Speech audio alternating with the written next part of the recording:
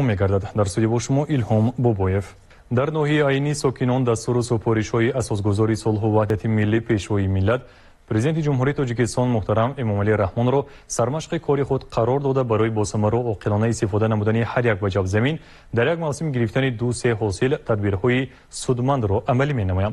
واقعا این تدبیر از یک طرف جهت تامین امنیت و زوقواری مملکت مساعدت نماید، از جانب دیگر بهر بهتر شدن وضع زندگی ساکنان باعث خواهد گشت.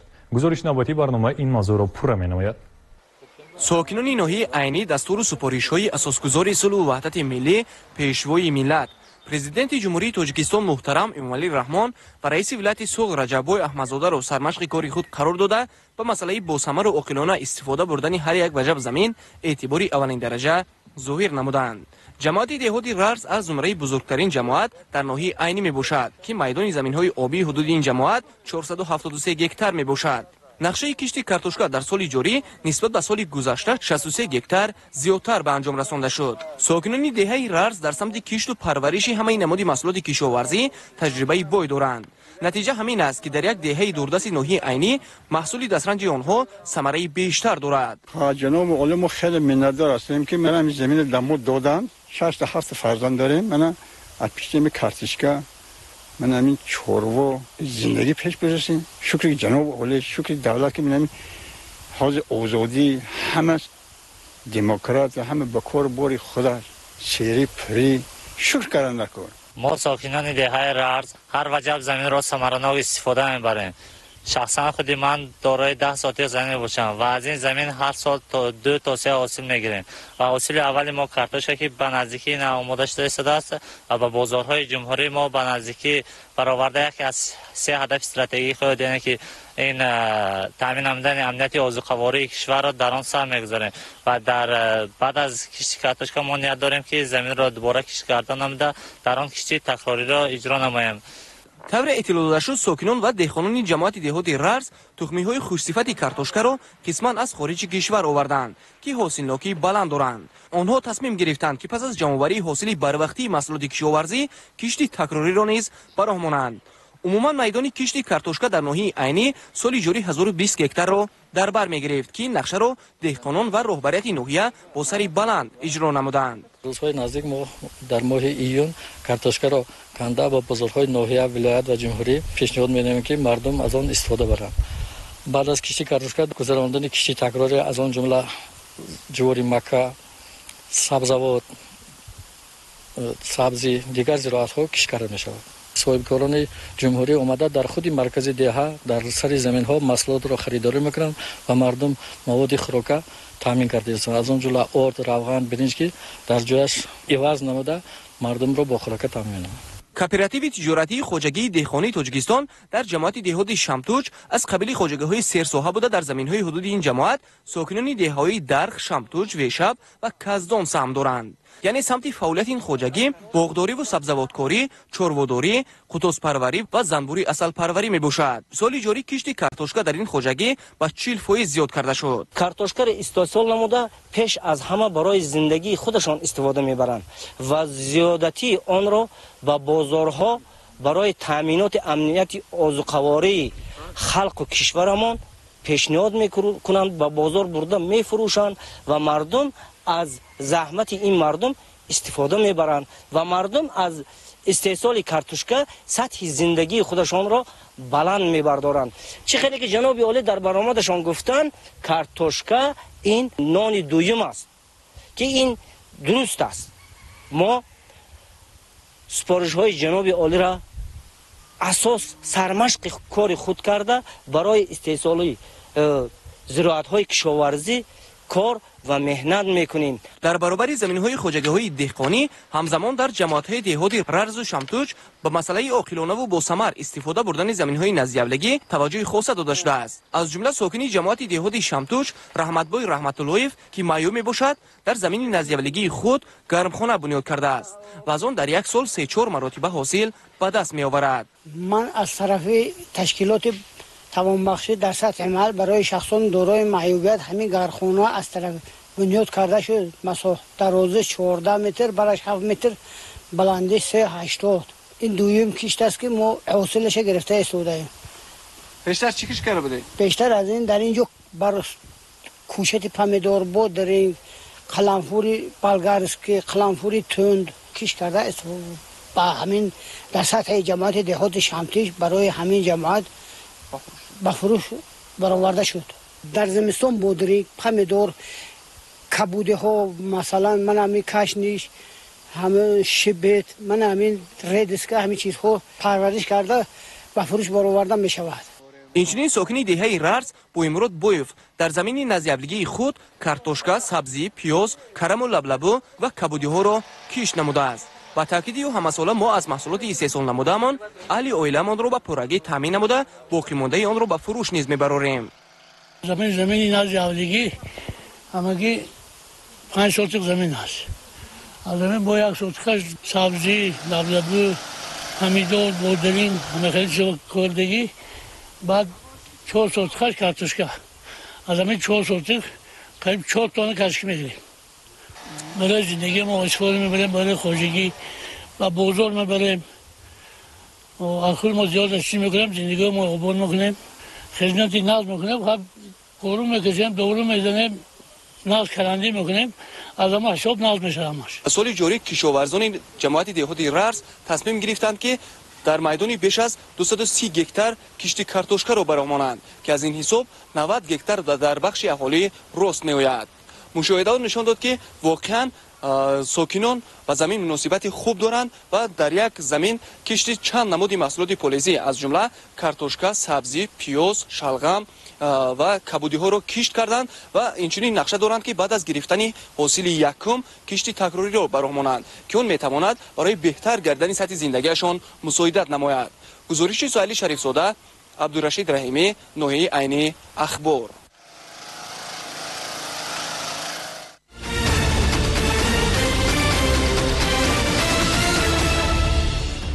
در مرکز تشخیصی و طبابتی لقمانی حکیم واقع در ناحیه باباجان غفورov از سنه 1 ایون فعالیت تحلیلگاهی معاین‌سازی ویروس نوی کووید 19 آغاز یافته. متخصصان مرکزی امکان دارند در یک روز تا 30 نفر شخصان را از تحلیل مذکور گذرانند. پس از گرفتن تحلیل دوام 8 ساعت نتیجه آن عمیق معاین کرده می شود. در ولایت سوخت باز یک تحلیلگاه معین سازی کرونا ویروس نوع کووید 19 فعال گردانیده شد. مرکز تشخیصی و طبابتی لقمانی حکیم واقع در ناحیه باباجان غفورov نزد بیمارخانه مرکزی ناحیه با اصول PCR و معین سازی گرفتاران کرونا ویروس شروع نمود. با وارد گردیدن دستگاه معاصر PCR و متخصصان تحلیلگاه امکان فراهم آورد تا دوام 8 ساعت در بدن انسان بودن یا نبودن کووید 19 معین کرده شود. یعنی با گرفتن تحلیل از لعاب دهان امکانات تا 100% عمیق معین سازی کووید 19 و اینچنین تمام دیگر ویروس ها امکان فراهم می آورد. اصول PCR در ساحه طب، ژنتیک، کریمینولوژی و دیگر ساحه ها استفاده می شود. این اکثر وقت و با موفقیت در تشخیص بیماری های زیاد سرایتی استفاده می گردد. PCR این اصول آزمایشی برای یافتن مولکولای ویروس ها و یا باکتری ها. اینها ما RNA ویروسی کرونا را معاینه خود ویروس ما در تجهیزات دنک تکنولوژی استحصال شهر مسکو فدراسیون روسیه در این تجهیزات معاینه بر طریق اصول PCR نسبت به دیگر اصول ها همین است که تنها PCR میتواند ویروس ها دریافت کند. دیگر اصول ها قابلیت این تحلیل را ندارند. در این مرکز تمام قاعده های بی‌خطری رعایت گردیده و در وقت گرفتن تحلیل بیمار با پزشک یگان علاقه نمی کند. این اصول معین سازی پیشرفته ترین در ساحه طب به حساب رفته امروزها در دولت های گوناگون کره سیاره از آن وسیع استفاده می برند. فعالیت تحلیلگاه معین سازی ویروس نوی کووید 19 در مرکز تشخیصی و طبابتی لقمانی حکیم از سنه 1 ایون آغاز یافته. متخصصان مرکز امکان دارند در یک روز تا 30 نفر شخصان را از تحلیل مذکور گذرانند. زیاده از 1 ماه می شود که در جمهوری تاجیکستان بیماری نوی پیدا شده کووید 19 به قید گرفته شده است و راه ماندن چنین تحلیلگاه ها در کشور باعث سری وقت آشکار و معالجه این بیماری می گردد.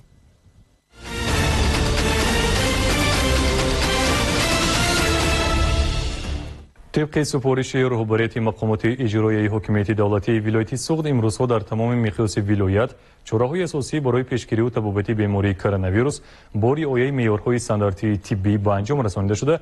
همچنین در کوچه و خیابان‌ها، بازار، مرکزهای سودا، جایهای سیر و دم، محله‌ها و بیناها با استفاده از تکنیک‌های لازمه کارهای بی‌ضررگردانی منتظم گذرانیده می‌شود. شام دیروز با مقصد رعایت قاعده‌های سانیتری پیشگیری بیماری‌های سیرایتی در یکی از بازارهای کلانترین ولایت، بازار پنجشنبه شهر خوجند و کوچه و بازارهای اطراف آن کارهای بی‌ضررگردانی انجام داده شد. این تدبیرها از جانب ساختارهای مربوطه مقامات اجرایی حاکمیت دولتی شهر از جمله خدمات آتش نشانی، مرکز نظارت دولتی سانیتری و اپیدمیولوژی، بازرسی دولتی اتومبیلی، شعبه وزارت کارهای داخلی جمهوری تاجیکستان در شهر خوجند با مقصد پیشگیری از بیماری‌های سیرایتی، کووید 19 و تامین سالمی شهروندان و فروشندگان این بازار راه اندازی گردیده. همزمان گرد و اطراف بازار دیگر مرکزهای سودای حدود آن و کوچه و ایستگاه‌ها بی‌ضرر گردانیده شدند. جایز به ذکر است که بازار پنجشنبه در مرکز شهر خوجند جایگیر میباشد و یکی از بازارهای کلانترین در منطقه به شمار میرود. امروز بازار مرکزی پنجشنبه شبانه روزی فعالیت داشته و مرکزی بزرگ سودا نه فقط در داخل کشور بلکه در منطقه به حساب میرود. خصوصا شامگاهان به این مرکزی سودا هزارها تانه محصولات کشاورزی آورده میشود و از اینجا به دیگر شهر و ناحیه‌های مملکت انتقال می‌یابند. مسئولین شهرداری تصمیم گرفتند که چنین کارهای بی‌ضررگردانی را در این بازار من بعد نیز بیشتر براهمانند. از جانب ریاست کمیته حالت‌های فوق‌العاده و مدافع گرجدنی در ولایت سوغد از آغاز به قیدگیری بیماری کووید 19 در همکاری با خدمات دولتی نظارت سانیتری و اپیدمیولوژی شهر خوجند کارهای بی‌ضررگردانی تشکیل و گذرانده می‌شود با مقصد پیشگیری از پنجشوی بیماری سیرایتی کووید 19 از جانب گروه بی‌ضررگردانی ریاست کمیته حالت‌های فوق‌العاده و مدافع گرجدنی در ولایت سوغد دسته زودعمل ولایت در وادی زرافشان و بخش شهر خوجند از سنه 25 می تا 2 یونی سال جاری در محله‌های اهالی‌نشین، انشاءات‌های خواجگی خلق و دیگر تشکیلات و اداره‌ها با استفاده از داروپوشک‌های محرک‌دار و محلول هیدروکلورید نتری کارهای بی‌ضررگردانی را گذراندند. در دوام هفته سپری شده 155 عدد بینای بلند آشیانه عبارت از 5 تا نوع آشیانه میکرونایه‌های سیوم، هشتم، 13 27 28 18 20 و دیگر تشکیلات و اداره‌های در حدود شهر جایگیری شده در مساحت عمومی 95895 متر مربع حق‌خوری شدند. من بسیار سپاسگزارم که این دویم مراتب می شود که من کارمندان کمیته حالت‌های فوق‌العاده بناهای ما را از این وبای امروز بسری همه مردمی ما آمده به تشویش مانده بی‌ضرر کرده ایستادند. پیش از جناب عالی پیشوای ملت، از رئیسی ولایت ما، شهروندان، استقامت کننده ها بسیار هم سپاسگزاریم که با همه تشویش ها نگاه نکرده از اهالی ما من با یک خیلی بی‌ضرر گردانده ایستادن. همچنین از جانب دسته زودعمل ولایت در وادی زرافشان 45 عدد انشاءات‌های گوناگون خواجگی خلق و خانه‌های استقامتی 1215 خواجگی در مساحت عمومی 51000 متر مربع بی‌ضرر گردانده شد. کارهای بی‌ضررگردانی در ولایت سوغد ادامه دارد. گزارش مستانه محیدی آزاده برای برنامه اطلاعاتی اخبار.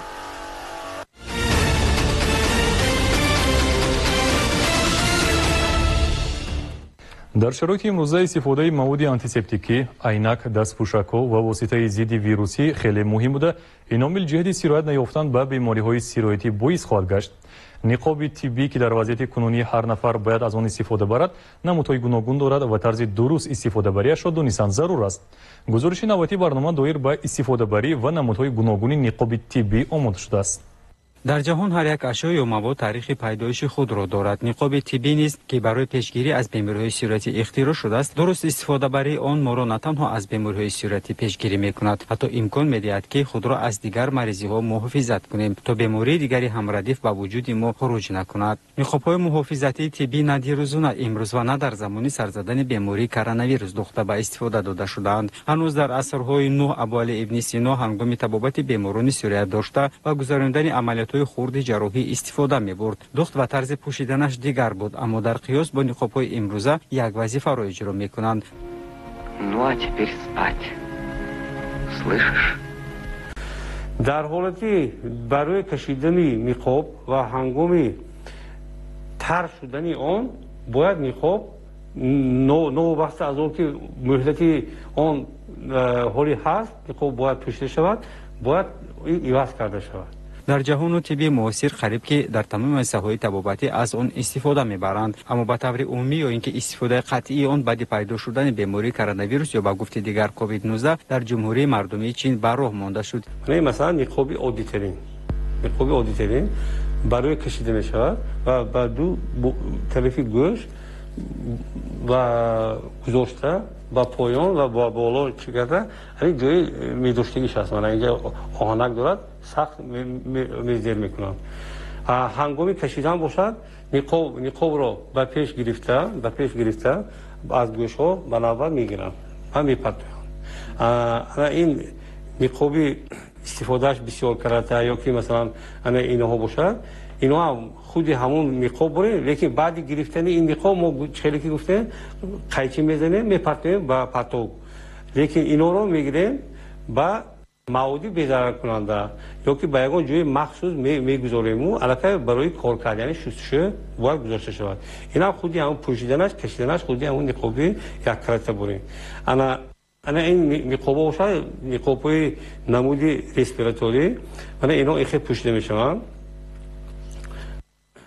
بندکاش رو به پیش میگیرند و به جا میمانند میپوشند بندکی پایین با بالا میشه بندکی بالاگی با پایین این برای چی با مقصدی مستحکم و بعد اینا آهنک دارد آهنکش رو با استرکتوری روی هر کس برای خودش تطبیق نماید اینا کشیدنش هم خیر اینا با پولو میکشند با دستی دویم به پیش میگیرند و میگیرند و سازمان عمومی جهانی تندرستی نیز تصدیق نمود استفاده نقاب شستن دستان با صابون و استفاده آنتیسپتیک بهترین راه رهایی از این بیماری میباشد نقاب ها گوناگونند هم یک کرته و هم بسیار کرته و نمودهای نقاب طرز استفاده برای خود را دارند این حال در جهان این سه نموده نقاب ها کار فرموده میشوند این نقاب های یک کرته استفادهشون یک کرده استفادهشون بسیار کرده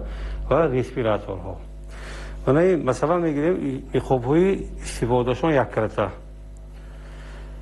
بعد از که این رو به روی میپوشند میکشند در دوامی 2 ساعت استفاده برده میشود بعد از 2 ساعت این رو طبق قانون ها میگیرند با قیچی مثلا قیچی میبرند با پرتوگاه میپرتویند بعضی نفران بر آن اندیشند که نقاب‌های بسیار کرته را میتوان دائم استفاده برد و گفتیم مصاحبه با ما نقاب‌های یک کرته بعد استفاده 2 ساعت دیگر نمیتواند ما را از سرایت محافظت نماید نقاب بسیار کرته نیست چنین است اگر درست استفاده و به ضرر نگردانیم نقاب‌های ریسپیراتوری ما خیلی که میبینید اینجا جای هواداریش از پیش است با محافظت کرده شده است با پرده‌های مخصوص این هم بسیار کرته میباشد تا 8 کرته استفاده هم از داخل هم از بیرون استفاده برده میشوند امروز نقاب‌ها را نه تنها در داروخانه‌ها بلکه در بازار و مرکزهای سودا نیز پیدا کردن ممکن است این البته خوب است وقتی که در همه مکان‌ها فروش آن به راه مانده می‌شود می‌تواند نرخ آن دسترس باشد اما نباید فراموش کرد که در مورد از کوچه و بازارها خریداری نمودن نقاب‌های بسیار کرته پیش از استفاده بریم ما باید آن را حتما شسته بعد استفاده بریم زیرا کسی کفالت نمی‌دهد که در کدام حالت سانیتری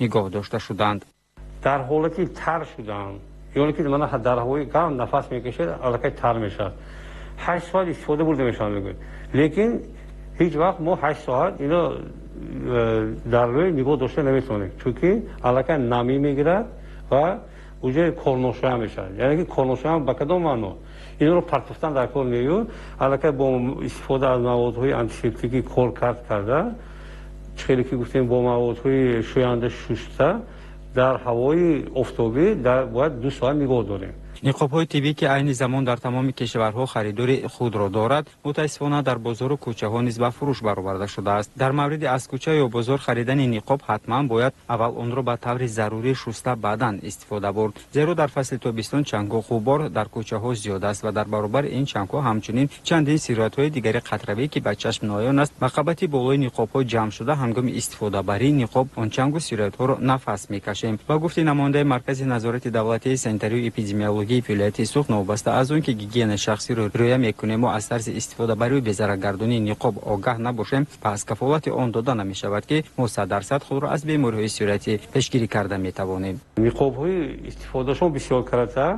من این نمود میشن و اون کارخانه‌های استحصالی که در تاجیکستان استحصال میکنن اینا هم و همین گروه داخل میشن. پوشیدن در دوام 8 ساعت استفاده برده میشود و با بعد از کشیدن بعد از روی گرفتن اینها انا این نمودش با مواد آنتیسپتیکی بی‌ضرر کردنده و هم از داخل هم از بیرون و با استفاده از صابون‌ها شسته می‌شود. لیکن بعد از که شسته شد بعد خشک شدنش این باید 2 ساعت در آفتاب باید نگاه داشته شود. انا این استحصالی وطنی باشد این نقاب‌ها اینها شسته می‌شود با استفاده از موادهای شوینده یعنی که صابون بعدی که اون شسته می‌شود اینو خشک کرده با استفاده از دستمال باز کارکرد کرده می‌شود. همیشه خانوادگی خود را تازه نگاه داشتن، رعایت گیگین شخصی، آگاه بودن از طرز استفاده نقاب، موقتا خودداری نمودن از رفتن به جایهای سیر آدم در دوره کرانتین در خانه ماندن و انتخاب طرز حیات سالم گروی سلامتی هر نفر می باشد. گزارش قدرت‌الله رحمت‌الله رستم نعمتов مخصوص برای برنامه اطلاعاتی اخبار.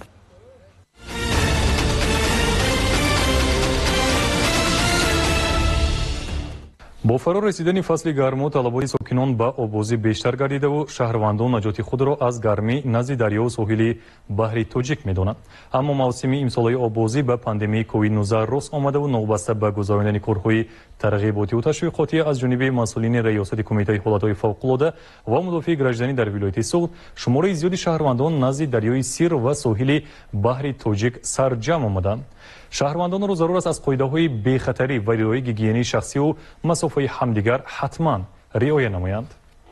موسم گرما نیز فرا رسیده و بلند رفتن حرارت هوا باعث در موضع‌های نسبتاً سرد یا اینکه نزد دریا و بحر تاجیک زیاد گردیدن شهروندان گشته است. خیلی مشاهده‌های چند روز اخیر ثابت ساخت نوابسته به پنهان گردیدن کووید 19 شماره زیادی ساکنان نزد آب و تابگاه‌های رسمی و غیر رسمی جمع آمدند.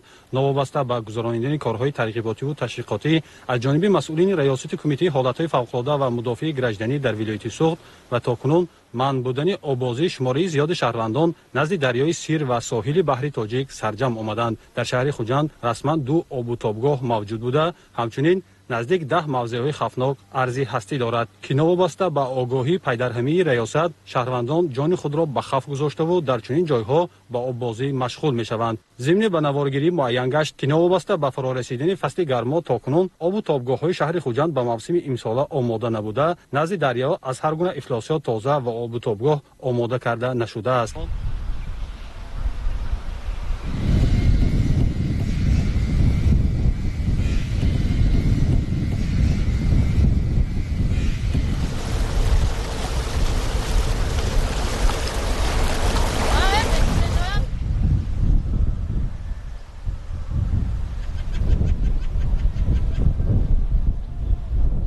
همزمان و نوشتجات‌های آگاهی کننده نگاه نکرده این موضع سیر آدم بود. چنین حالت را میتوان نزد ساحل بحر تاجیک نیز مشاهده کرد. اینچنین رعایت قاعده‌های بی‌خطری، گیگین شخصی هنگام پاندمی کووید 19 داشتن مسافه بین همدیگری بهبودی را می‌طلبد. بنا به اطلاع ریاست کمیته حالت‌های فوق‌العاده و مدافع گردشدنی در ولایت سوخت دوام سال 2019 94 حالت غرق شوی با سبب‌های گوناگون در کل و دریاها و آبانبارهای شهر و ناحیه‌ها به قید گرفته شد. با سری وقت خبردار نمودند 46 نفر از طرف نجات دهندگان نجات داده شدند. 48 نفر با سبب‌های گوناگون غرق گردید. شبانه روز گذشته باشد از طرف نجات دهندگان بخش ریاست در شهر خوجند 2 نفر دختران 18 و 12 ساله در نزد پل جشنی سری وقت از آب بیرون برآورده شدند. موسم امسالی آببازی تاکنون رسما آغاز نگردیده است. نوابسته به این ریاست کمیته حالت‌های فوق‌العاده و مدافع گردشدنی در ولایت سوخت از تمام شهروندان دعوت به عمل می‌آورد تا به قاعده‌های بی‌خطری و اینچنین گیگینی شخصی حتما رعایت نموده کودکان خود را تحت نظارت قطعی گیرند.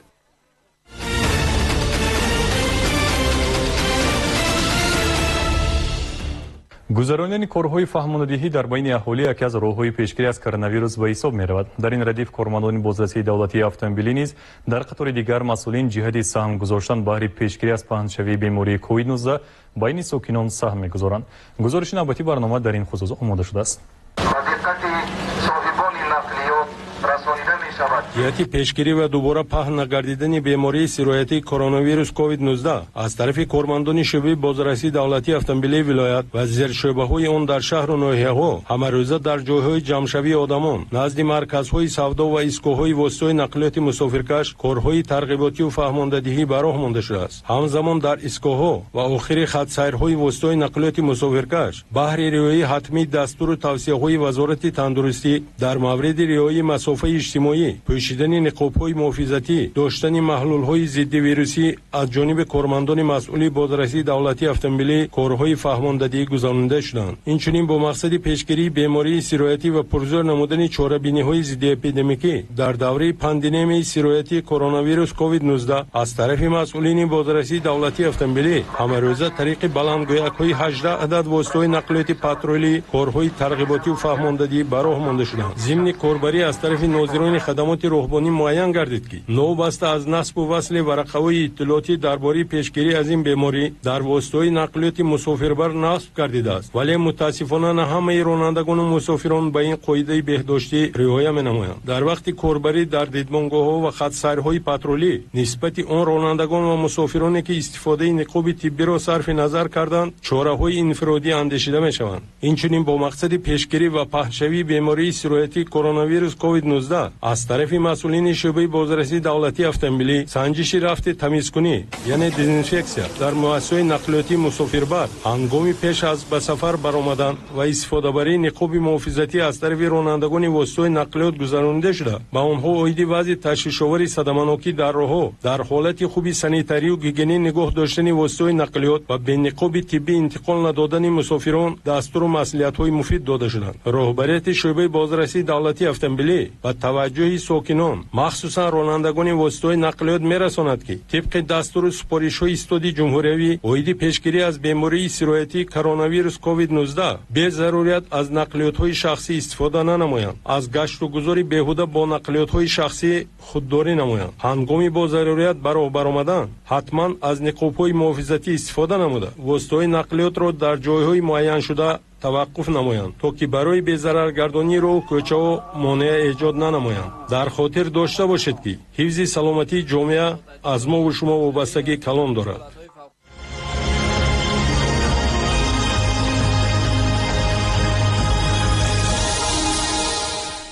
бинандагони азиз, шумо барномаи иттилоотии ахборро тамошо намудед. бо пешони вазъи ҳаво барои санаи 5 июн барномаи ахбор ба охир мерасад. саломату сарбаланд бошед.